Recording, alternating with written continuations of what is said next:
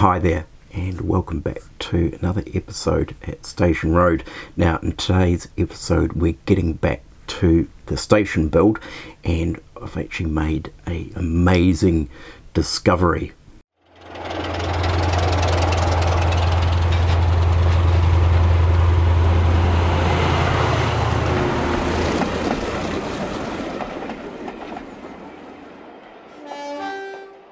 So, what is the amazing discovery, I hear you ask? And it is, I found some original plans for this station. So, a comment from the previous episode from a chap by the name of Andrew. He had suggested I approach the National Archives and also reference some catalogue references or catalogue numbers. And so I went ahead and actually had a look at those, and of course what I ended up with is I struck gold. So today's episode will be looking at these original plans in detail, and of course how they compare with the plan that I kind of guessed, with the help of course of Laura and Gil, and also comparing it to the current plans of the station as they are at the moment. But before we get into these original plans, I thought I'd just touch base on the previous episode that I did, which was about the HM7000 decoders and these small speakers that I bought in bulk and how they were wired up, or at least how I wired them up. Now, I wired them up based on some advice that I'd got, but it turns out I'm actually incorrect. Now, the interesting thing is I often do a lot of research, but of course when it came to this, I really didn't do any research at all. So it's the difference between wiring in series and wiring in parallel. And one may pop your decoders and the other one is a lot safer. So interestingly, I went on the Roads and Rails website and they actually have a wee article about that, and it actually offers some advice about which way around you should be wiring up more than one speaker. So for the HM7000 decoders, I should have been wiring these in series, not in parallel. When wired in parallel, you do run the risk of blowing the decoders. So I will go back to the locomotives that I installed these speakers in and rewire them into series. I haven't had any issues with them wired in parallel, but I certainly don't want to run the risk of popping my decoders.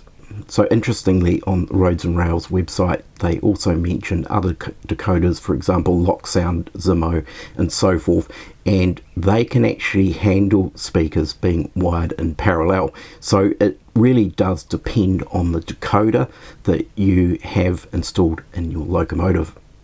Right, so getting back to these original plans. So I think without further ado, let's just jump into what I discovered. So if we go back and look at the current plan of the layout, or at least where it was at before Laura and Gil started demolishing things on the inside, and of course we have the kitchen in the lower left, a dining / possibly lounge in the upper left. There was the main lounge in the middle. We had what would have possibly been a master bedroom in the upper right, and then another bedroom or possibly study in the lower right. So just to recap, as Laura and Gil started ripping out the guts of the station, they of course discovered the glazed white brickwork in the kitchen area, and of course that clearly led to there being some kind of bathroom toilet facilities, and that of course would make sense as to why the kitchen was placed where it actually is in this current plan, because of course all the plumbing would have been there, so obviously it made sense for the kitchen to go in that area. So obviously from that discovery that Laura and Gil made with the glazed brickwork, obviously there must have been a wall at some point running through the kitchen where the glazed brickwork suddenly abruptly comes to an end at the first window pillar. So based on that, and of course looking back at the previous video on the subject where I investigated other stations and other plans and what kind of rooms the stations had in it, of course I came up with a guess as to what the original plan may have looked like, and this is what we have here. So the wall runs through the kitchen at the first window pillar, and it's on the assumption that this was a gents' toilet. There was also a wall that ran through here, or at least that's the assumption that we came to, that maybe that there was a wall that just simply ran from top to bottom, and that was the ladies' toilets, the ladies' waiting room. Of course, there was the large waiting hall or booking hall, and of course there would have been a ticket window, there would have been a door into what I concluded would have been a booking office, where of course the master bedroom is, and then this small room, which is a second bedroom or study, was the station master's office. And I think both Laura and Gil really concluded that this definitely would have been the station master's office. So that was the plan that I sort of come up with, based on the discoveries that Laura and Gil had made and a bit of research that I'd unearthed some other plans of other stations and how they were laid out. So the interesting thing is, from that video where I investigated other stations and came up with this general sort of plan and how I thought the station would have originally been, I had a comment from a chap, Andrew, and I have to actually put out a huge massive thank you to Andrew for suggesting approaching the National Archives, and with some references to some records that they had that hadn't been digitized, but they gave reference to mainline station plans for the Barrie Railway. And I thought I'd take a punt and actually request these records, which meant that they would then have to digitize them. So there was a fee in actually doing so, and of course it wasn't a case of where I could get somebody to pop in and actually hunt out and search out these records at the National Archives, which I believe are in Kew, and came back, and of course the result was exactly what I was after. Now, I've shared these plans obviously with Laura and Gil as well, and they're absolutely fascinated, found it extremely interesting to see the plans, how they used to be.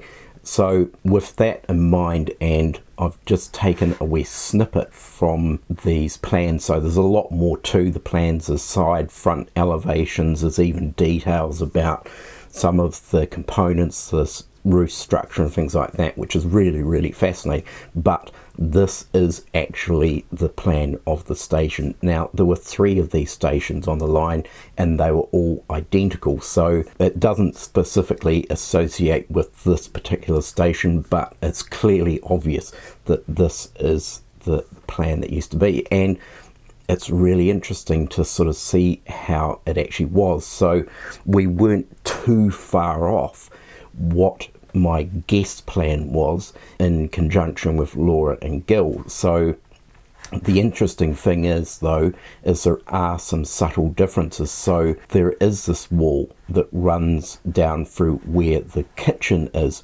and the room here that I was wondering what it would be, a gentleman's waiting room or a parcels office, and it is the porter's office. So it just has external access out to the platform. We then have the men's toilets, and there's a series of urinals, and of course there's the louvers that are actually on the wall, and they're still there. So that's interesting. That was open air ventilation for the urinals, and then of course a separate toilet with a door and so forth. Then in the ladies' waiting room, the wall originally I thought might have gone straight through and lined up with the wall that separates the porter's room from the gents' toilets. I thought maybe that just went straight through. Well, it didn't. So the woman's waiting room was larger, and of course then it had a single toilet, and I'm guessing in that separate alcove area that would have been a hand basin in that area there. So that's really, really interesting, that. And then of course the other part that I was really guessing about was the station master's office and the booking office. And the interesting thing is that there wasn't an entrance from the station master's office into the booking hall. So the station master had access into the booking clerk's office and also out into the station, and then the booking office was separated and had a counter that wrapped around. I'm assuming that there would have been a ticket window into where the booking hall is, and you can see there's a wee partition there, and I've seen examples of that. It was sort of a hip-high partition that sort of separated. It was more like a little bit like a small kind of fence partition or something where the ticket window was. And then, of course, there was a door into what I believe is probably the parcels office, although it looks like it reads Parels, but I'm assuming that that's probably actually a C, and it is the parcels office, so that's where you bring your parcels in. So with this original plan, I can now model this interior exactly how it was. So taking that plan, and then what I did is digitize it, and this is what we end up with, and this is how the station used to look. And as you can see, I've added in where I believe there would have been a ticket window, and this would have been a solid wall that ran down between the booking office and the booking hall, and then a door that went into a parcels reception area. And this might have actually been a low level partition here where there was a counter, so parcels could be just handed over the counter. So we had the door into the station master's office, and then of course the wall that runs through where the chimney breast is would have run right through the middle of the wall. If we go back and look at the current plan and have a look at how it is, the wall's been shifted and a door has been added in from the lounge area, which of course is the booking hall, and that has been added in to gain access from the lounge into the study bedroom, which was of course the station master's office. So it's really interesting how the original plan has enlightened and opened up what actually was going on inside this station. So as I said, with this plan we can now actually accurately model the interior. The only doubt that I have, of course, is the interior decoration. So how that was actually done, I don't know. I'm on the impression that maybe there would have been wood paneling that would have sort of gone part way up the walls, and say, for example, possibly in all these rooms, potentially. That was a common sort of interior design sort of feature from the day. But otherwise, I'm still really at a guess as to the interior decoration or the interior design as such of each of these rooms. So if we take a look at the actual original plans that got digitized and sent to me, here is some of the details that are actually included in these plans. So there were 3 sheets, and this sheet shows some details about the timber and fixings for the veranda and gutters, which is really fascinating. And of course, back in the day, of course, this is all hand drawn and all hand noted as to the materials and so forth. It's just absolutely fascinating. And if we head over to the next plan here, this actually, of course, has the room plan or the plan view. We then have some end elevations, and we have front and rear elevations, plus also a plan of the roof structure, which is really, really helpful for working out how the roof structure actually works. And what's quite interesting is these plans don't include the canopy that extends out beyond the station on the platform side. What we do actually have, and is shown here, is that the alcove that's where the entrance is into the station from the platform, it has a glass canopy roof, and it's a separate piece of the roof. That will be why the roof changes its pitch or angle at that point. But I wonder if the extension, the glass canopy extension, was something possibly that was added later. So maybe they actually found that during miserable weather there just wasn't enough room under that small glass canopy, and so maybe they added it. Maybe they added an extension, because there seems to be no indication about the wrought iron columns or anything like that that are supporting that current glass canopy that's sort of, I guess, tucked into that alcove. So this is another sort of closer detail of some of the, I guess, trimmings of the building. So we've got the door panels, the double hung windows and so forth. So it's interesting, this now gives Laura and Gil an indication of what the doors used to look like. And so they were 3-panel doors, and of course the door would have been split, would have been 2 doors that opened inwards, which are indicated in the plan there, where there's a wee section that shows the door swinging inwards. So it also gives me a little bit of detail about stonework and also the course of brickwork. Now, I don't know how accurate that is. I actually will be comparing this with some photographs that Gil has taken, so that will be interesting. The other thing that you can also see in the section view on the right hand side there, of course, is the roof line coming down, and there you can actually see the glass canopy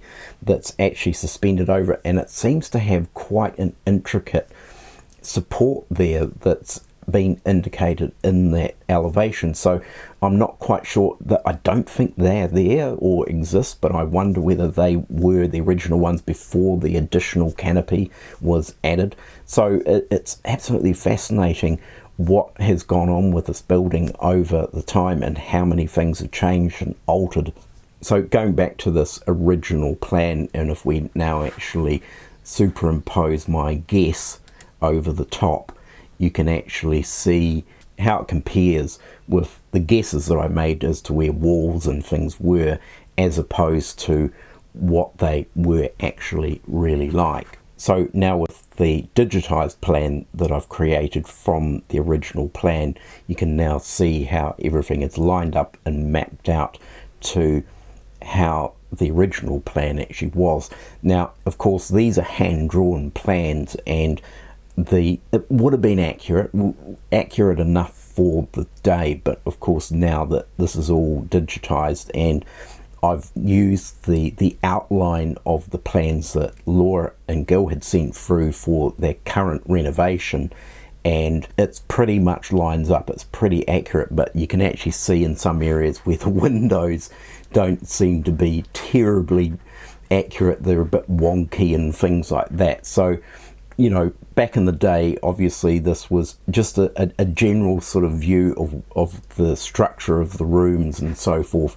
And as you can see, as we sort of fade this out, we can actually see the more symmetrical and accurate sort of form that the plan is actually taking. So there we have it, the original plans for the station, and this has proved absolutely invaluable to the design of the model of the station. So once again, another huge thank you to Andrew for providing some of those details, and a huge massive thank you to everyone else who has put in their comments and suggestions about how this plan should have been. They're all absolutely valid and wonderful, but it's so good to be actually able to have actual evidence of how the station floor plan used to actually exist. So I'll leave it there for today's episode. I certainly hope you found it interesting. It may have been a little bit nerdy and a little bit technical, but I think it adds to the interest of this project and gives it a good solid background of the history of this station. So do take care, everyone. Look after yourselves. Of course, don't forget to like and subscribe, and I will catch you next time. Bye for now.